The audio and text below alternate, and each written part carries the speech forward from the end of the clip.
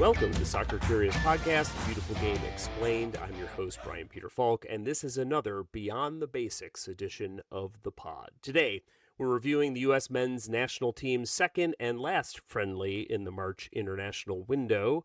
This one is a 2-0 defeat to Portugal, one of the best teams on the planet.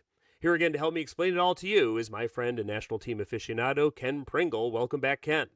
Thanks for having me, Brian. I'm looking forward to this. This is going to be great fun. I wish the game were more fun, but it's interesting. My big takeaway of the Portugal game, and I'm interested to hear yours, is better than Belgium. It felt like we were in a little bit of a better place, had a little better mix of players, perhaps. How did this game sit with you after the final whistle blew?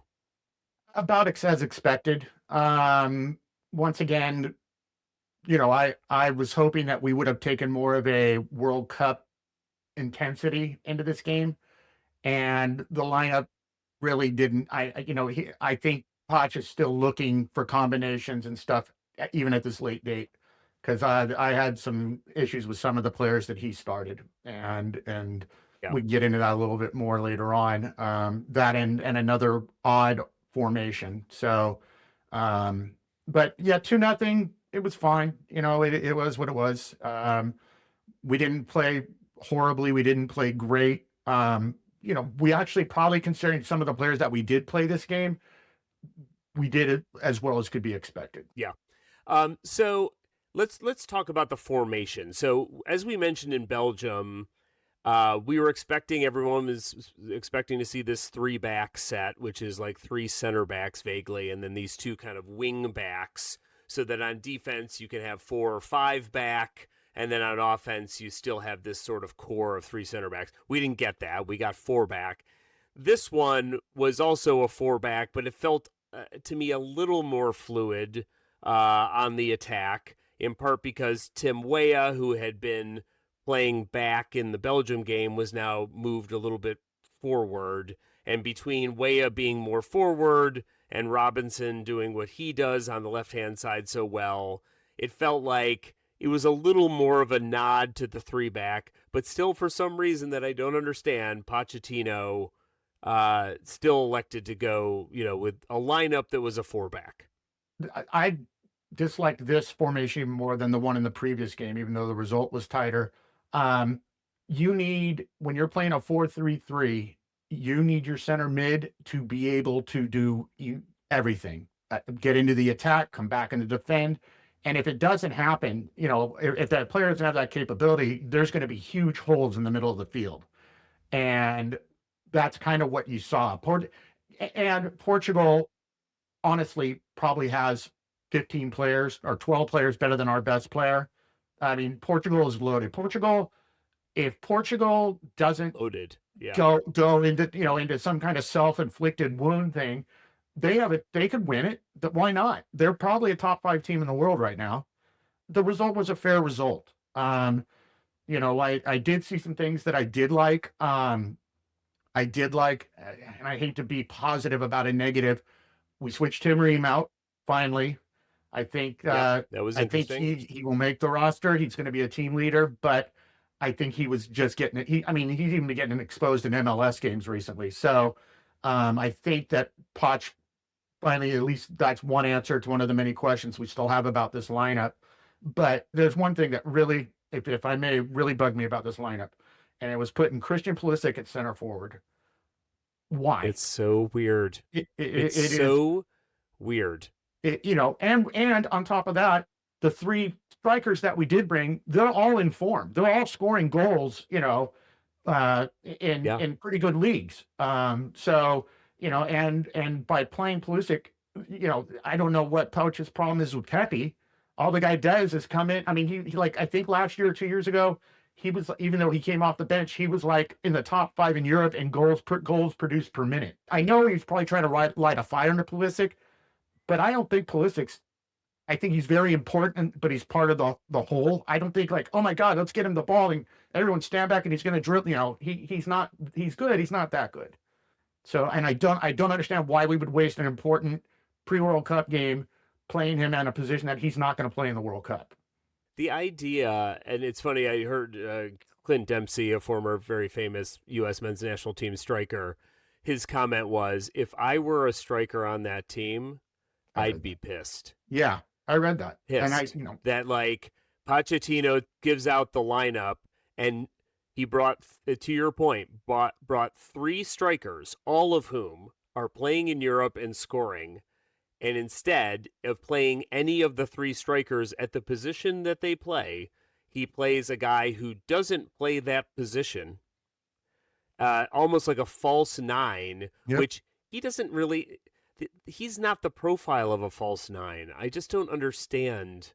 It was such a weird. I mean, my blink reactions were better overall performance than Belgium. Pulisic as a false 9 was so weird. Austin Yeah. Trusty in for Ream was great, and I actually thought Trusty did really well. That to me was probably Austin Trusty's best game. There you go, little Celtic. Mm-hmm. Austin Trusty's best game for the national team by far. The Yeah. guy was everywhere, putting out fires. Did he make some mistakes? Sure, but like he was putting out fires. The guy's got pace. He's got size. He understands how to use his legs. He's left-footed. I thought it was great. And he's sort of helps He's him play into the left side. If he plays in a back 3, So if we go into a back 3, he'll play the left center back, and he'll be fine. He's good. Correct. Now, the other thing in the lineup that I thought was really weird too was they took an attacking midfielder and started him at left wing, Tillman. Right. You know, as the left wing, and I'm like, you know, I mean, Tillman's more of an attacker. He's still more of a midfielder. He's still more of a collect and distribute guy.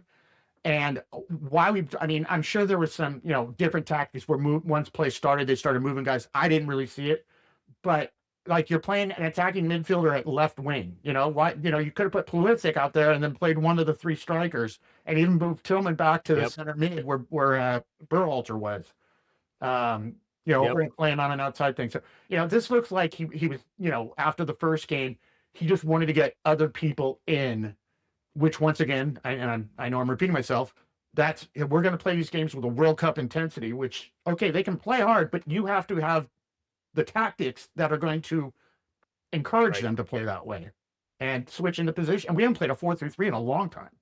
So I don't know why. I mean, it hasn't been that long, but it's been over a year.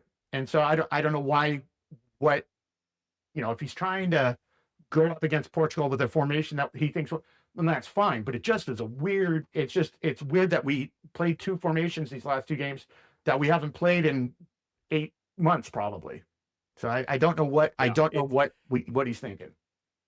Yeah, and listen, what I would say is for those of us those people who are, you know, regular listeners to our podcast, which is all about learning soccer, I do want to say something that's really important is that this is not normally how it goes, right? Normally by this time, we all understand within a couple of players who's going to go to the World Cup, barring injury, of course, because injury is always like someone gets bitten by an injury. This happens every World Cup cycle, 2 weeks before the World Cup, someone tears their ACL or whatever.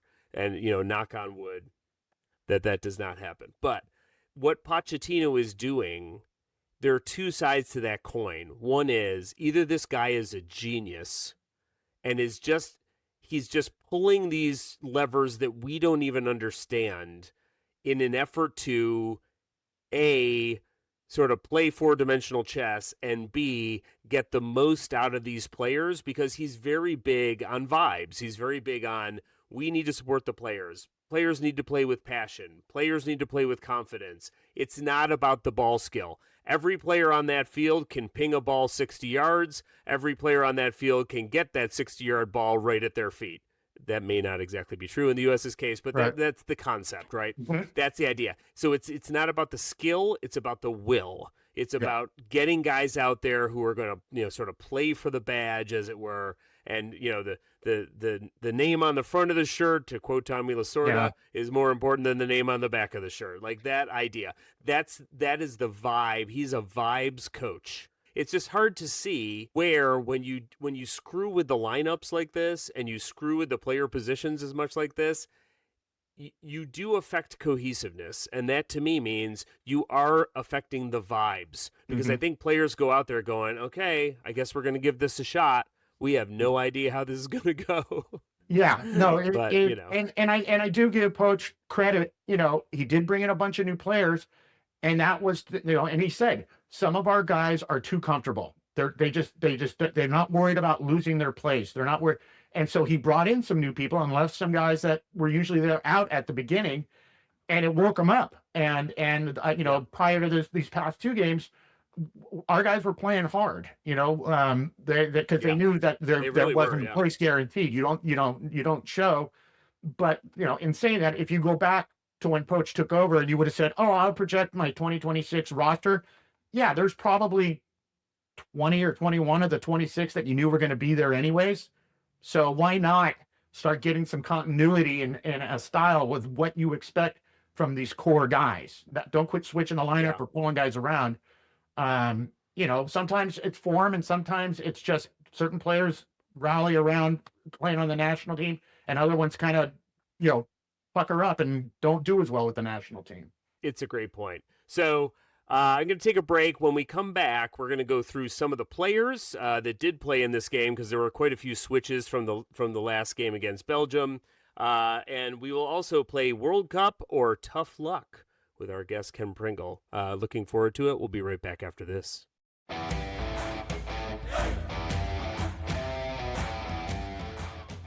Welcome back to the Soccer Curious podcast. This is another Beyond the Basics edition of the pod. I'm here with USMNT aficionado Ken Pringle, and we're dissecting the U.S.'s friendly against Portugal that just happened, the second of two games in their March international window. So let's dig into some of the players. I thought it was good to see Matt Freese back there behind the pipes. He's the goalkeeper that everybody believes will be the starting goalkeeper, and I actually thought Freese had one of his better games.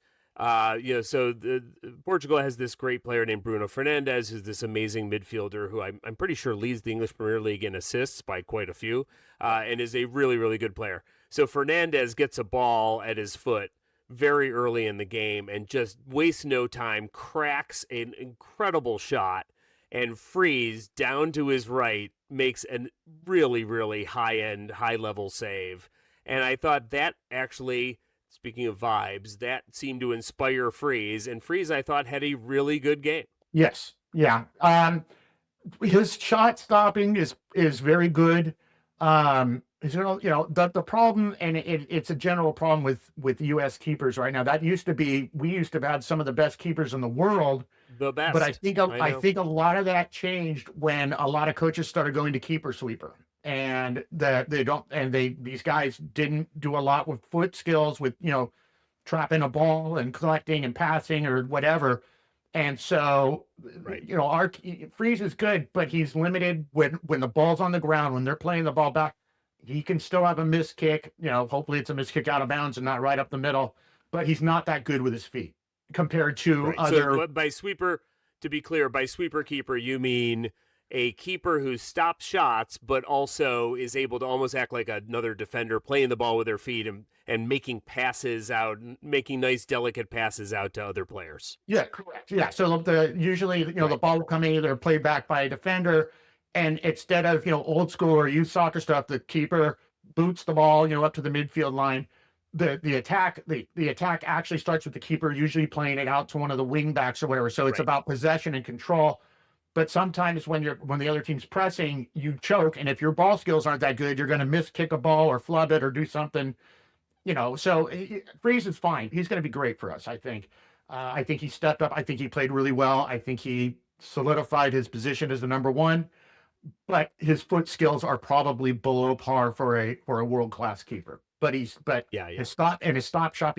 shot stopping, you can see even compared to when he first came up, he's much more confident in taking charge. Much more. And he is a penalty kick stopping freak.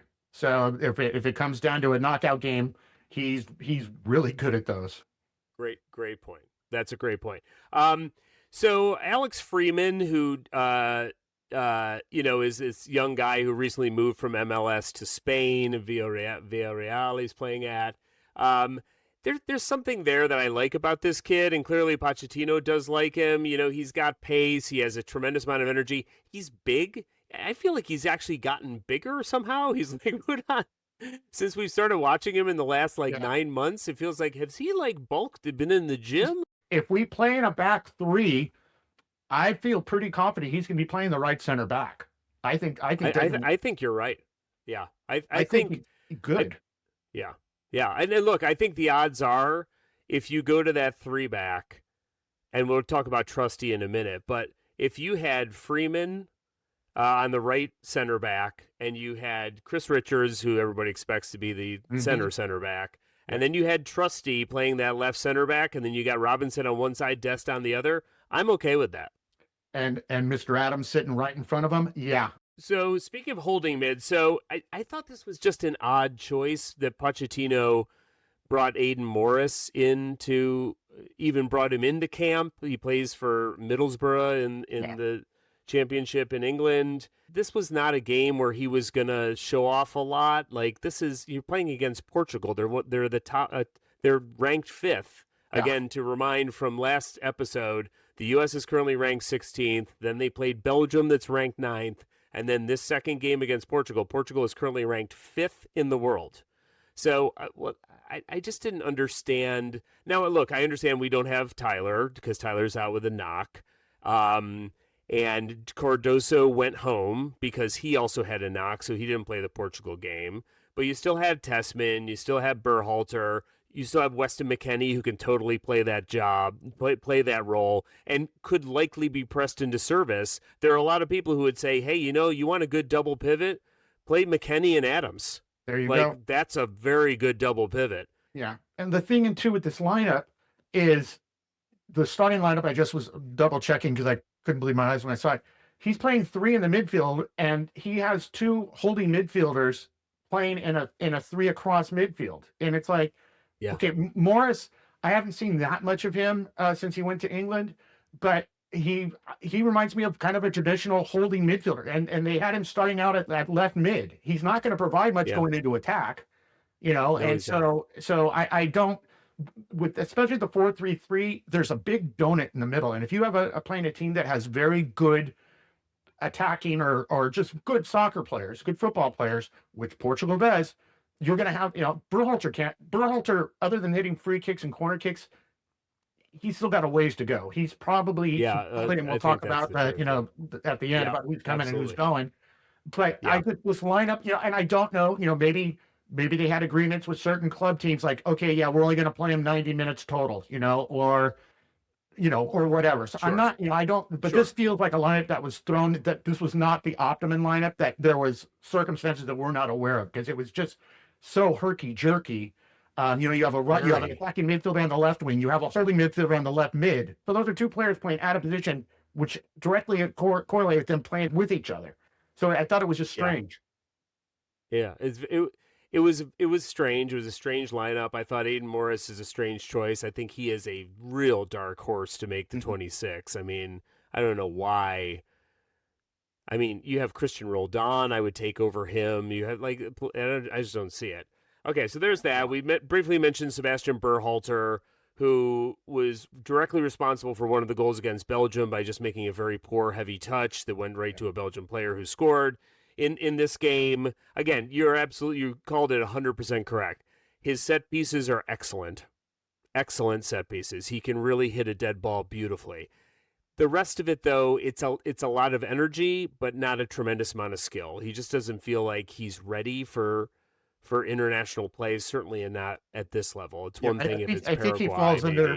I think he falls under an old John Wooden quote: "Don't mistake activity for achievement." I think that him and a few others. Yes. But yes, Berhalter, definitely true there. I thought Weah looked a lot more dangerous and effective being further up the pitch. Again, see where we're talking in the previous episode about wing backs as opposed to playing outside backs. It is the reason that if you want to play Weah in that role, which is a place he plays as a wing back, that makes so much more sense. It just makes it so strange that they didn't in one of these 2 games make a commitment to the 3 back with the wing backs. It just is strange to me. McKennie was McKennie, very active, generally okay. Yeah. Pulisic, look, Pulisic, no player, if the coach says, hey, I want to play you up top at striker, Tim Ream would say yes. Like, every player is going to be like, yeah, I got it, coach. No problem. Can do. Pulisic goes out there, but he got very easily frustrated. He got a yellow card after he got a ball taken away from him when he got double teamed, and then like flailed his cleat at the guy and knocked him over. Which was that stupid. was a frustration foul. That wasn't going for the ball foul. Yeah, a complete frustration foul. Pulisic is a guy who always seems to me, and you said this in the last episode, I think it's exactly right. He's a guy who seems easily frustrated, easily thrown off his game, and vibe-wise, he's so internal, he's so low-key, he's not a captain or a leader. If you want to give the captain armband out to somebody, if Tyler Adams isn't there, it honestly should be Weston McKennie. Or McKennie or Chris Richards. Yeah, exactly. Those are guys who are like able to look at somebody in the eye and go, "Come on, let's go." Yeah. What are we doing? Close the guy down, make the tackle, run harder. The first Portuguese goal, which is a giveaway in the midfield by McKennie, unfortunately, and these things happen. It ends up in 2 passes getting down to Bruno Fernandes, who runs it to the end line and then just does this lovely little bit of skill, lovely little heel flick to an open player. But the problem isn't the heel flick. It's not even Fernandes getting down there. The reason he has to do the heel flick is because he doesn't have a shot. He's talked himself out of the angle, and he's covered. The problem is the open player. That player shouldn't be open. Because people are ball watching and not paying attention to the player who's strolling into the penalty area with nobody even around him and people running to close him down way too late. Yeah, that's don't remember the stuff you got to fix. I don't remember the buildup, but let's just say if we played a formation that had 2 holding midfielders, probably someone would have been in that direct area to in that spot. Yeah. It was just, I mean, even looking at the thing, it's a big hole in the center between the 2 center backs and then the 1 center mid. I'm flummoxed. And the second goal is similar in this regard, which is that it's off a corner kick, and the ball comes in, and there is a player, Joao Felix, who used to play with Christian Pulisic, by the way. Joao Felix, now in Saudi Arabia, is literally just standing at the top of the penalty area, completely unmarked.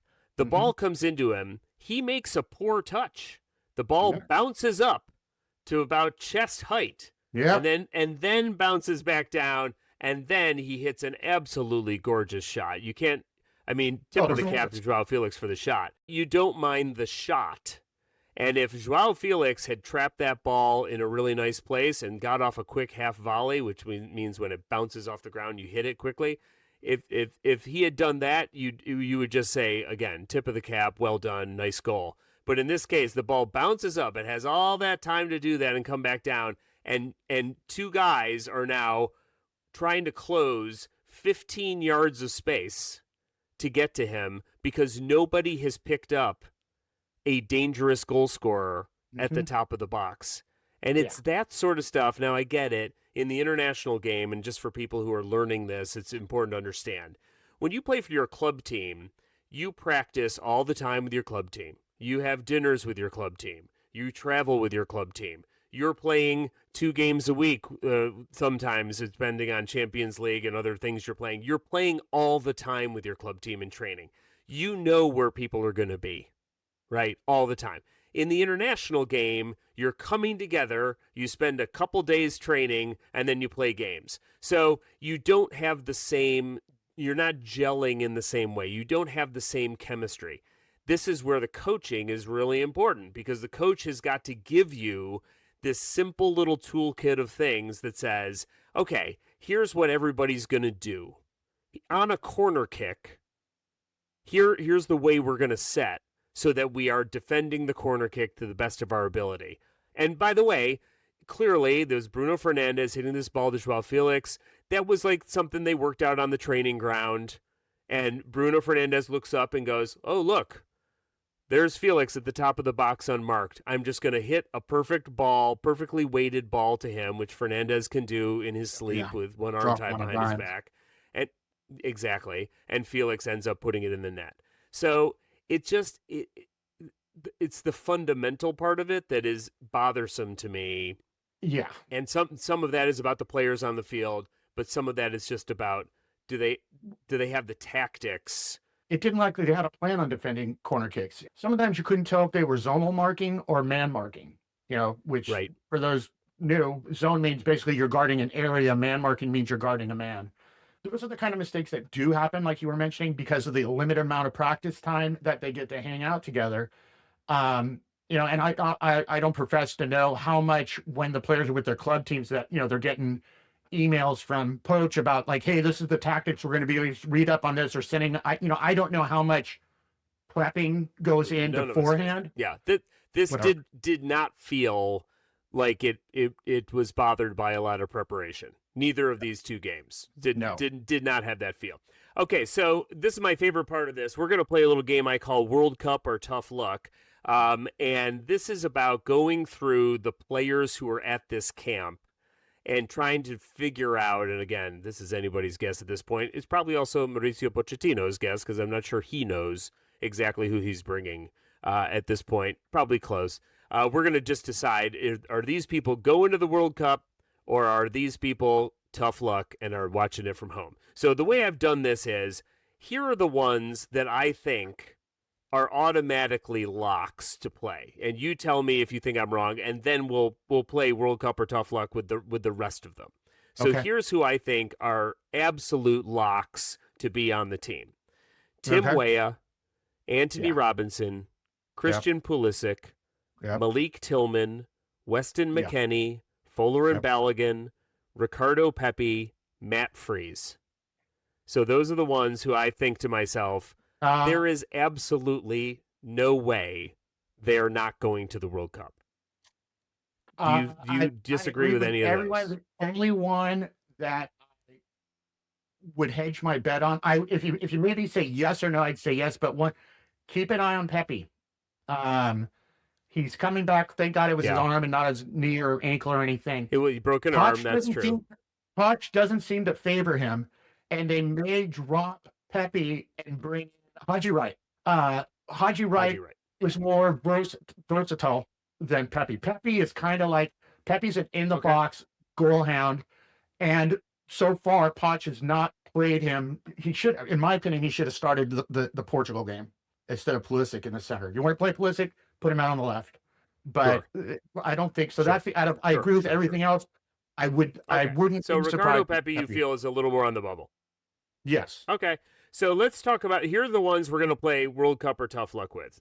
Okay. So let's start. Matt Turner. World Cup. He'll make the roster. Yeah, he'll make the roster. He'll be the second banana, we assume, right? Okay. Mark McKenzie, who's a defender who played in the Belgium game, but and I think came in maybe very late in the game in Portugal. Mark McKenzie. World Cup.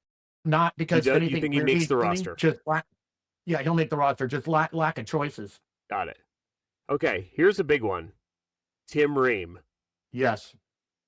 Once again, he is a leader.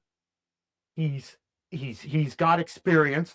The only way that would not happen, and I don't think it's going to happen anyways, there's a kid who's 19 years old named Noah Kai Banks, who is a dual national. He plays in Germany, He plays in Germany, but he's played all of his youth international cups with the U.S. With the U.S., And he's really promising, but he just now asked, they invited him to this camp, and he said, I don't, because if you commit to this camp and you play, then you can't play for Germany. So I think he's kind of, he's hedging. He's hedging, which I don't blame him. That's he's 19, and that's a decision for the rest of his life. So I get that. So I don't think he will be part of it. But unless an MLSer comes in, I think they'll keep Ream around. Ream is in. Yeah. But okay, so this is interesting. Let's just go. I have this in a different order, but I want to do this right one next because of Ream. So Austin Trusty, if you had asked me prior to this window whether or not Austin Trusty was even going to sniff the World Cup roster, I probably would have said no. But I will tell you, having watched Austin Trusty play against Portugal, I was like, huh. Austin, this may be the decision point. This may be the point where Mauricio goes, okay, I've got Tim Ream. The resume is unimpeachable. It speaks for itself. His line breaking passes are fantastic. He's a lefty. Still, those are good. The problem is he's a defensive liability. He's just lost a step or two or three. And it's one thing, again, maybe in the group stage, but even, Turkey's a quick team, but like even in the group stage. But if we get out of the group stage and we are facing a real team, and with real quick attackers, he can't be isolated or he's going to lose. So, No. Does Austin Trusty World Cup or tough luck for Austin Trusty, do you think? As it stands right now, I think Austin Trusty is World Cup. Now, yeah. Ironically, if you would have 8 months ago, Austin Trusty wouldn't even have been the best American fullback on his club team because you had Cameron Carter-Vickers. Cameron Carter-Vickers, yes. Who ended up doing an Achilles a couple months, 5 or 6 months. So he's done for the year.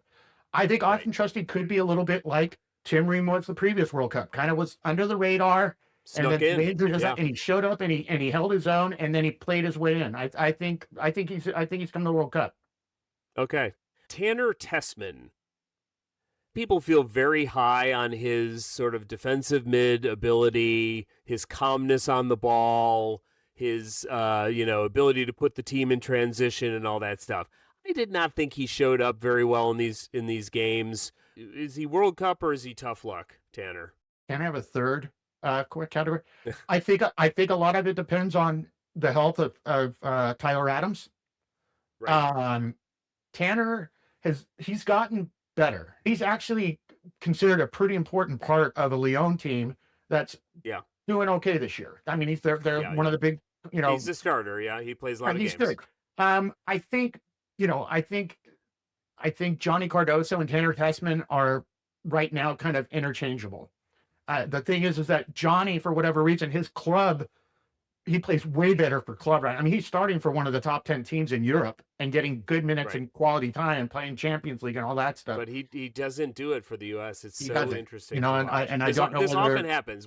In every cycle, we have a player like this. Yeah. A player who is like on paper and in their club, like Johnny Cardoso is playing in Champions League against PSG. Like it's crazy. Like he's an amazing player. And then when he comes to in the last window that he played in, he actually made a crazy error that led to a goal. Yeah. So like the guy can't seem to get himself right. He's too nervous or something happens. And when he puts on the U.S. shirt, he looks pretty meh. So what do you think about Cardoso? Is he World Cup or tough luck? I think, I kind of hedged on Tanner Tessman. I think both Tessman and Cardoso will be on. I think they'll both make it. Copy. Okay. Another midi, Sebastian Berhalter. This is Greg Berhalter, former U.S. men's national team coach. This is his kid who plays in MLS for Major League Soccer for Vancouver. That went to the Major League Soccer Cup last year and lost to Lionel Messi's Miami team. The guy brings a lot of fire, a lot of grit. He's a tough guy. Pochettino likes the grit guys. He likes the grit guys. And Berhalter is great at hitting set pieces and all that stuff. But as we have been saying over these last two episodes, he needs more molding and shaping to be like a player we need. But just based to put your Pochettino hat on, is Sebastian Berhalter World Cup or tough luck? I don't rate him. It's like in basketball. If you're really good at free throws, but you really can't do anything else very well, you're not really helping the team out. Yeah. Okay. So I think I agree with you on that. I mean, I think he's showed he's had some really good moments. He does bring the fire. You have to remember we don't have a couple guys like Diego Luna, who plays in Major League Soccer, who clearly Pochettino just loves, and all. So there's other players here who are going to be on the roster who are not in these two games.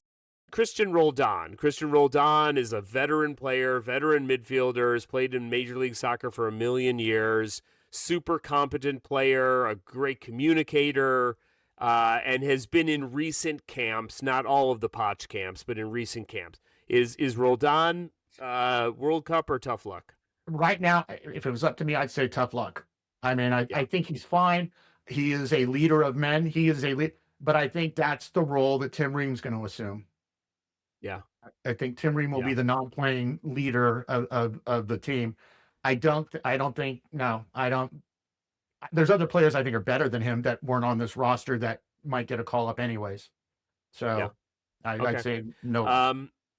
Okay, Max Arston, who is the understudy on the left wing for Robinson. Max Arston, is he World Cup? And Pochettino seems to like him, has played him a lot of time. World Cup or tough luck for Max? I think it's tough luck. I think if Jedi's healthy, I think you do that, and then you can remember also the Swiss Army knife. Tim Weah can play on a like a left wing back also. Yeah, so I think Arston. Wow, so you really think he won't bring Arston as a backup to Robinson? Maybe. Also, in the way my mind works is that there's going to be injuries. So and then you're like, do you bring in a guy that can play multiple positions, or do you bring in a guy that replaces the one position that's injured, kind of thing? Yeah. I like having flexibility and being able to move players around to the correct positions. I honestly think if Arston comes, I think that tells you that Pochettino is going to commit to the 3-back. Yeah.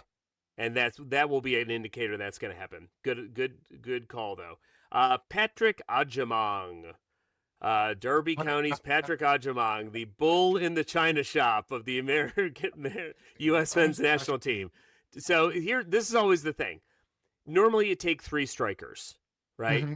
Because you have to spread out the love among the entire team. You have 3 goalkeepers, you have 3 of this, 2 of that, whatever. There's like a formula people use. Pochettino seems to be anti-formula. He seems to be doing whatever the hell he wants.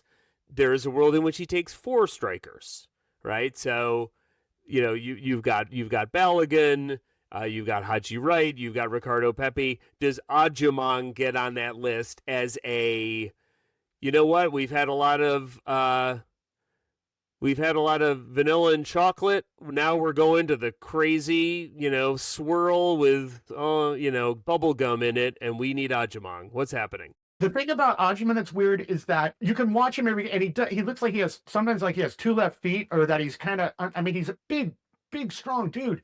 He can't trap a ball half the time. But he does, when he gets service, and he's in front of the goal, he does put it away, which is more than our other guys do.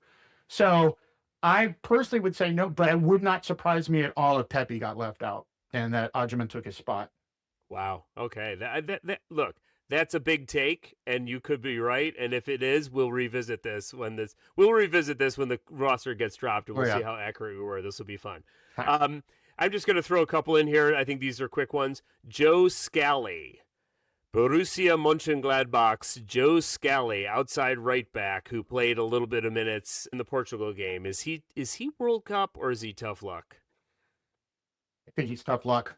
That also leads to the right center back in a 3-back where Scally could sort of play, possibly. But now Alex Freeman, I assume I know your answer to this, but World Cup or tough luck? He's going to World Cup. He is injury. Okay, the last 2, Aiden Morris. No luck. He's not coming. It's too many. Once again, absolutely not if everyone's healthy. Copy that. Okay, so Morris is out. And last but not least, Giovanni Reyna. Gio Reyna. This is such, there's so many audio podcast hours that have been devoted to Gio Reyna, and we're going to devote a couple minutes more to the enigma of the team. Gio Reyna, the guy who almost got kicked out of the 22 Qatar World Cup.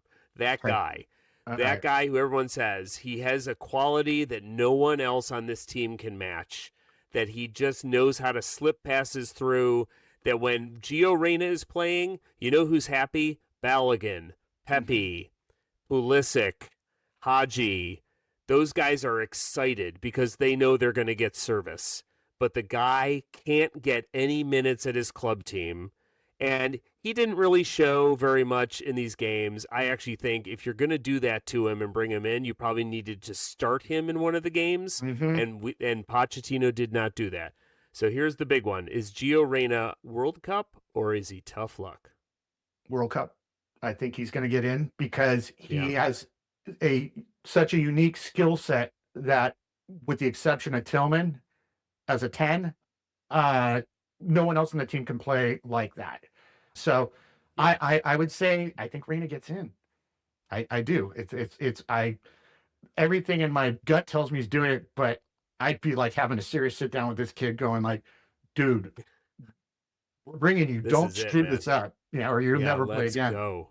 Yeah. This is your career here. Like, Yeah. if he has an amazing World Cup and records like 4 assists or 5 assists, and the U.S. gets to a quarterfinal or whatever, like, does that not move the needle with his club team? You have to assume it does. Yeah.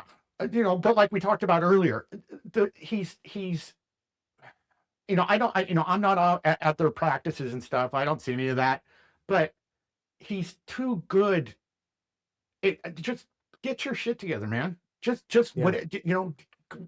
make sure mom and dad don't come visit you at the practice facility, and just play soccer luck. and just play. And just, if your coach says something you don't agree with it, just nod your head and go, yes, sir, and do what he wants you to do. All right. Well, look, we could talk about this all day, but we're not going to do that. I think we've done everything we can do with both these Belgium and in this episode the Portugal game. So we're going to say goodbye. Don't forget to hit like and subscribe. Tell your friends. If you have a comment or a question, you can also email us at soccercuriouspodcast@gmail.com. My enduring thanks to Ken Pringle for joining us to help dissect this U.S. men's national team game. We will be back, of course, next week to talk more about the basics of soccer on the Soccer Curious podcast, where we are the beautiful game explained. Thank you, Ken. Thank you for having me. I appreciate it. You bet, anytime. And thanks for listening. Bye.